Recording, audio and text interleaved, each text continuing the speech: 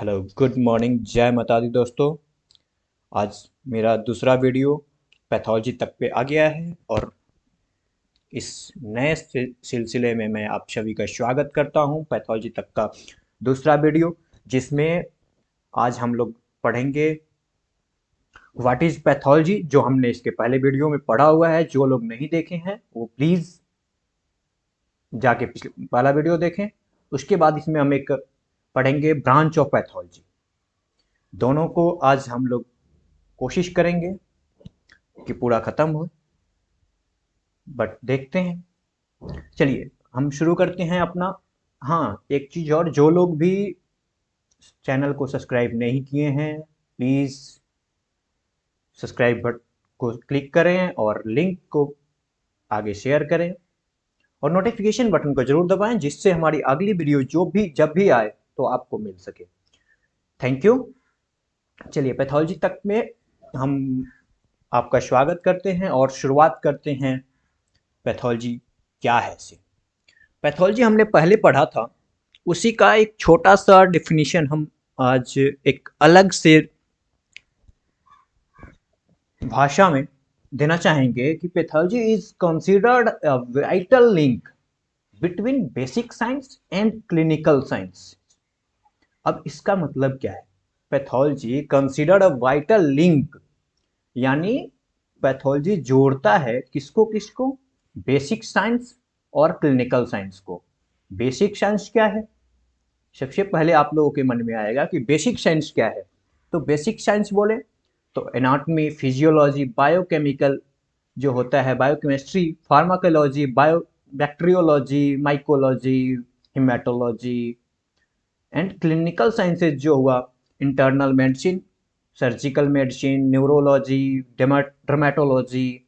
जितने मेडिसिन के पार्ट्स हैं इन सब कुछ जोड़ता कौन है? पैथोलॉजी। इसके लिए हम आप लोगों के लिए लेके आए हैं पैथोलॉजी ट्री। ये पैथोलॉजी ट्री है हमारा। पैथोलॉजी ट्री से हम समझाना चाहेंगे कि पैथोलॉजी कैसे हम सब के लिए इंपॉर्टेंट है। देखिए देखिए पैथोलॉजी ट्री में हम दिखाना चाहेंगे कि पैथोलॉजी का बेस जो है, पूरे मेडिसिन का जो बेस है, जिसको बोला जाता है सिस्टेमिक पैथोलॉजी। सिस्टेमिक पैथोलॉजी में जनरल पैथोलॉजी एक अलग पार्ट, सिस्टेमिक पैथोलॉजी एक अलग पार्ट, और पूरे होल जो बोला जाता है मेडिसिन का जो है, किसी भी पेशेंट को ठीक करने के लिए, किसी भी डिजीज से बचाने के लिए किसी पेशेंट को हमें क्या क्या पढ़ना होता है, कैसे एक पूरे समूह को मिलकर काम करना होता है जब आपका पेशेंट ठीक होता है। तो उसके लिए हम जनरल पैथोलॉजी में देखिए क्या क्या होता है। Anatomy, embryology, histology, chemistry, physics, cell biology, physiology, pharmacology, microbiology, genetics, immunology, microbiology and haematology. ये सब क्या है? ब्रांच ऑफ पैथोलॉजी है। अब ब्रांच ऑफ पैथोलॉजी जब सपोर्ट करता है, ब्रांच ऑफ पैथोलॉजी आपको एक बोले तो बेस है। जैसे देखिए ट्री में आपको दिखाया गया है कि किसी भी पेड़ को अच्छे से डेवलप करने के लिए उसकी बेस की बहुत जरूरत होती है। तो वैसे ही इस पेड़ की जो बेस है वो क्या है? पैथोलॉजी है। जनरल पैथोलॉजी क्या है? वो पेड़ है और उसका ग्रोथ जो है, उसका सिस्टेमिक जो सिस्टम है, जो उसको डेवलप होना है, तो डेवलप होने वाले को हम बोलते हैं सिस्टमिक पैथोलॉजी। जो मेडिसिन जिसको बोलते हैं, इसमें क्या क्या आता है? Internal medicine, neurology, physiology, surgery, paediatrics, obstruction, gynaecology, radiology, dentist. अब जितने भी आपको जितनी मेडिसिन के पार्ट्स हैं उसको हम लोग बोलते हैं। ठीक है। अब ये एक पेड़ से हमने एक पेड़ इसलिए लाया कि कुछ लोग कहीं भी जाओ तो पैथोलॉजी को बोलते हैं कि क्या जरूरत है टेस्ट करवाने का। तो उन लोगों को समझाने के लिए कि पैथोलॉजी है क्या। बिना पैथोलॉजी के मेडिसिन काम नहीं कर पाता है। अगर आपको ये नहीं पता होगा कि किस दवा का मेडिसिन चलाना है तो आप कैसे, उसके लिए हेल्प चाहिए पैथोलॉजी का। चलिए अब हम, ये हमारा एक साइंटिस्ट थे, जर्मन साइंटिस्ट हैं, रोडोल्फ विर्चो, जो 1821 से 1902 में थे, और इन्होंने ही एक अपना फॉर्मूला दिया था कि पैथोलॉजी क्या है। पैथोलॉजी ट्री का इन्होंने बना के समझाया था कि पैथोलॉजी ट्री अगर है, पैथोलॉजी है, तभी पूरा मेडिसिन है। चलिए अब प्रोफेशनल डिवीजन ऑफ पैथोलॉजी हम शुरू करते हैं। ब्रांच ऑफ पैथोलॉजी, इतना तो हमारा जो था वो पहले हमने पैथोलॉजी पढ़ा हुआ था, उसी का एक छोटा सा पार्ट था। इसमें हम पढ़ेंगे ब्रांच ऑफ पैथोलॉजी में सबसे पहले हम पढ़ेंगे प्रोफेशनल डिवीजन ऑफ पैथोलॉजी। तो pathology include two major professional division: medical pathology which deals with the study of disease in human. Medical pathology क्या है? ह्यूमन का डिजीज का स्टडी किया जाता है, उसको बोलते हैं medical pathology. And second one, comprehensive pathology which deals with the study of disease in all animal species as well as human disease। comprehensive pathology से आप लोग क्या समझे? comprehensive pathology एक पूरा, जैसे जिसमें एनिमल की स्टडी भी की जाती है और ह्यूमन की भी स्टडी की जाती है, इसको बोलते हैं comprehensive pathology। चलिए नेक्स्ट में हम आते हैं, वो तो था हमारा प्रोफेशनल डिवीजन। अब academic division, academic division of pathology. In academic division, in academic study in divide into two major, same चीज जो हमने प्रोफेशनल को भी दो में डिवाइड किया और एकेडमिक को भी दो में डिवाइड किया। तो एकेडमिक को डिवाइड करते हैं तो कौन कौन सा होता है? एकेडमिक पैथोलॉजी और क्लिनिकल पैथोलॉजी। ओके चलिए अब हम शुरू करते हैं academic pathology. Academic pathology which deals with the study of disease effect in cell, tissue and organs। anatomic pathology which deals with the study of the disease effect in cell।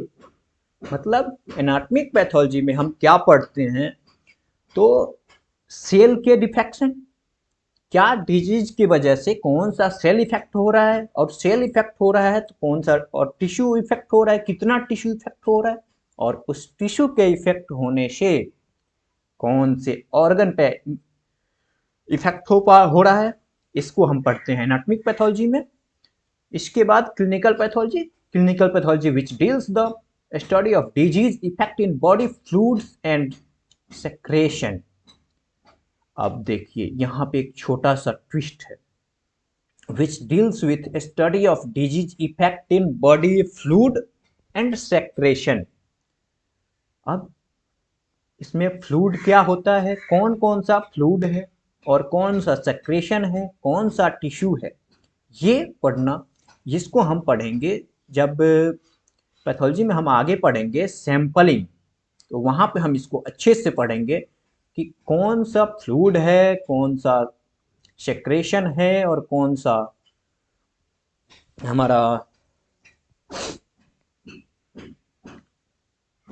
Tissue है। Okay, using content laboratory method. Okay ठीक है, तो इसमें क्या क्या होता है? Blood, urine, milk हो गया आपका, ब्लड निपल डिस्चार्ज हो गया। ओके अब हम शुरू करते हैं ब्रांच ऑफ एनाटॉमिक पैथोलॉजी।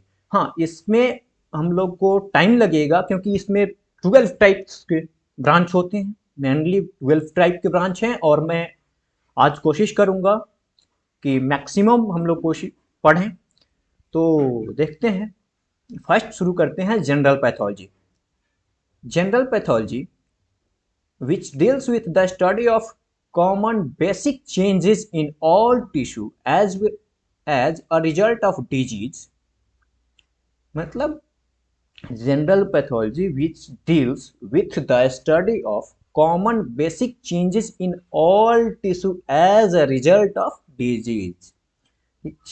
इसका मतलब यह है कि जनरल पैथोलॉजी में हम पढ़ रहे हैं कि कौन सा ऐसा चेंजेस है, पूरा चेंजेस, क्या क्या चेंजेस आए, बेसिक में क्या क्या चेंजेस आए जिससे टिश्यू का रिजल्ट, टिश्यू इफेक्टिव हुआ, तो उसमें क्या क्या होता है, किस किस चीज़ की पढ़ते हैं हम, सेल इंजुरी पढ़ते हैं कि सेल में क्या क्या चेंजेज हुए थे।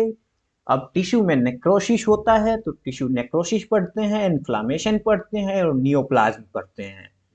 नियोप्लाज्म क्या होता है इसके लिए हम नेक्स्ट वीडियो बनाएंगे, उस वीडियो में आपको नियोप्लाज्म भी मिलेगा, सेल इंजुरी, इन सबको अलग अलग करके पढ़ेंगे हम। नेक्रोसिस क्या होता है, इन्फ्लामेशन क्या होता है और नियोप्लाज्म क्या होता है, इन सब को हम एक अलग अलग में करके पढ़ेंगे। नहीं तो अगर अभी पढ़ेंगे तो एनाटॉमिक पैथोलॉजी ही इतना लंबा वीडियो हो जाएगा कि फिर थोड़ा सा दिक्कत आएगी। चलिए next, systemic pathology. Systemic pathology जो हमने अभी ऊपर देखा था पैथोलॉजी ट्री में, systemic pathology which deals with the study of morphology change in tissue organs or particular tissue as the result of disease। अब देखिए सेम सर्जिकल जो सिस्टमिक पैथोलॉजी है ये भी बोल रहा है कि systemic pathology which deals with the study of morphology change in the tissue organ of a particular system as a result of disease। देखिए इसमें मतलब ये हुआ कि कोई एक छोटा सा पार्ट है उसका मॉर्फोलॉजी चेंज हो रहा है, वहां से हम शुरू करेंगे तो उसको बोलते हैं एक सिस्टेमिक पैथोलॉजी की। एक सिस्टम के थ्रू कोई भी स्टडी की जाती है उसको सिस्टमिक पैथोलॉजी बोला जाता है। जैसे पैथोलॉजी ऑफ रिस्पिरेटरी सिस्टम, जैसे अब सिर्फ एक एरिया का हमने किया, जैसे रिस्पिरेटरी सिस्टम से हम शुरू कर रहे हैं तो रिस्पिरेटरी सिस्टम का पैथोलॉजी हुआ, फिर pathology of digestive system, pathology of nervous system. तो ऐसे ही एक एक करके जिस पैथोलॉजी के सिस्टम के थ्रू जो स्टडी की जाती है उसको क्या बोलते हैं, सिस्टमिक पैथोलॉजी। जैसे अब किसी पेशेंट को लंग्स का डिजीज है, अब उसको रेस्पिरेटरी सिस्टम के लिए शुरुआत करनी है कि रेस्पिरेटरी सिस्टम में हमारा क्या क्या टेस्टेज होना चाहिए, हमारा क्या डिजीज है। तो उसके लिए एक सिस्टम होता है कि पहले उसका स्पूटम टेस्ट होगा, एक्सरे होगा, फिर उसका उससे भी नहीं हुआ तो बाल फ्लूइड लिया जाएगा, फिर उससे भी नहीं होगा तो बाल फ्लूइड के बाद बायोप्सी ली जाए, ब्रोंकियल बायोप्सी ली जाएगी। ब्रोंकियल बायोप्सी से क्लियर होगा कि आखिर क्या है, नियोप्लाज्म है, नेक्रोसिस है या इन्फ्लामेशन है। तो वैसे करके एक सिस्टम के थ्रू जो पढ़ा जाता है, सिस्टम के थ्रू जो टेस्ट किया जाता है उसको बोला जाता है सिस्टमेटिक पैथोलॉजी। चलिए third one, special pathology. Special pathology, देखिए इसका नाम ही बोल रहा है कि special pathology. Special pathology which deals with the application of basic change learn a general pathology to various specific disease. देखिए जनरल पैथोलॉजी में जो चीजें हुई हैं उसी का अगर स्पेसिफिक किसी एक डिजीज के लिए कोई टेस्ट किया जा रहा है, कोई रिसर्च किया जा रहा है तो उसको बोलते हैं स्पेशल पैथोलॉजी। जैसे किसी पेशेंट को डायबिटीज है, अब डायबिटीज के लिए ही सिर्फ टेस्ट किया जा रहा है तो उसमें अब हम पेशेंट का केएफटी तो नहीं करने जाएंगे, पेशेंट करने की जरूरत होगी। अगर एक सिस्टम के थ्रू जब जाएंगे, पहले हम ब्लड शुगर टेस्ट करेंगे, ब्लड शुगर के बाद यूरिन शुगर करेंगे, तो वैसे एक वे के थ्रू जाएंगे, उसको बोलते हैं स्पेशल पैथोलॉजी। यानी किसी एक डिजीज के लिए स्पेशल टेस्टेज करना उसको हम बोलते हैं स्पेशल पैथोलॉजी। स्पेशल नेक्स्ट,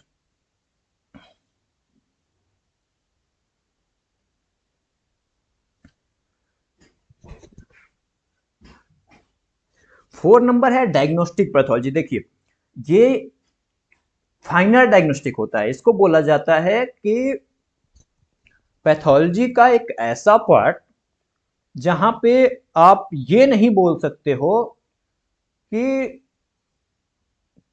कुछ छूट गया या हमने पहले ब्लड टेस्ट नहीं कराई, डायरेक्टली हम डायग्नोस्टिक पैथोलॉजी में आ गए। तो डायग्नोस्टिक पैथोलॉजी क्या है, histopathology which deals with the study of tissue abnormalities using gross with microscopic examination of biopsy sample। अब किसी पेशेंट का बायोप्सी सैंपल लेना फर्स्ट में ये थोड़ा सा क्रूशियल है पेशेंट के लिए भी, डॉक्टर के लिए भी डिसीजन करना कि डायरेक्ट हम बायोप्सी सैंपल लेंगे, तो ये थोड़ा सा दिक्कत होता है। इसके लिए सबसे पहले इसको बोला जाता है कि डायग्नोस्टिक पैथोलॉजी है। डायग्नोस्ट आइए हम फिर से देखते हैं। Diagnostic pathology which deals with the study of tissue abnormalities using gross and microscopic examination of biopsy sample. कैसे करते हैं? Biopsy sample is a tissue sample obtained surgical from a living body in order to be examined grossly, microscopically by pathologists to help in establishing the diagnosis of pathological condition। मतलब ये हुआ कि एक biopsy sample का gross examination और microscopic examination को combined करके, establish करके एक पैथोलॉजिस्ट के द्वारा एक रिपोर्ट तैयार किया जाता है, उसको बोलते हैं डायग्नोस्टिक पैथोलॉजी। इसके बाद एक छोटा सा पार्ट है साइटोलॉजी, जिसको बोलते हैं cytopathology. Cytopathology which deals with the study of cellular changes. अब ये सेलुलर चेंजेस किस चीज के हैं? तो किसी भी फ्लूइड के हो सकते हैं, वो फिसीज हो, वो आपका सेक्रेशन हो, वो आपका कोई भी फ्लूइड पार्ट हो बॉडी का। फ्लूइड्स जैसे आप नॉर्मली सुनते हैं प्लूरल फ्लूइड, एसेटिक फ्लूइड, बाल फ्लूइड, पेरिकार्डियल, पेरिटोनियल, तो इन सबों का जो स्टडी होता है उसको क्या बोलते हैं? साइटोपैथोलॉजी। ठीक है। Next one surgical pathology. Surgical pathology which deals refer to histopathological examination of biopsy sample surgical removed from living body. देखिए surgical pathology which deals which histopathological examination. देखिए जो हिस्टोपैथोलॉजी, जो डायग्नोस्टिक पैथोलॉजी था, उसी से related है surgical pathology, उसी पे डिपेंडेंट है बोल सकते हैं। Surgical pathology which refer to histopathological examination of biopsy sample surgically removed from living bodies। Thank you. आज हमने पढ़ा ब्रांच ऑफ पैथोलॉजी के 6 पार्ट। हम नेक्स्ट वीडियो में पढ़ेंगे इसके आगे, अभी 6 पार्ट और मिलेंगे आपको। उसके बाद फिर हम पढ़ेंगे, आपको कॉम्प्रिहेंसिव पैथोलॉजी के पार्ट पढ़ेंगे, क्लिनिकल पैथोलॉजी के पार्ट पढ़ेंगे। तो चलिए, thank you, thanks for watching and please subscribe my YouTube channel pathology तक, और please share everyone. Thank you so much.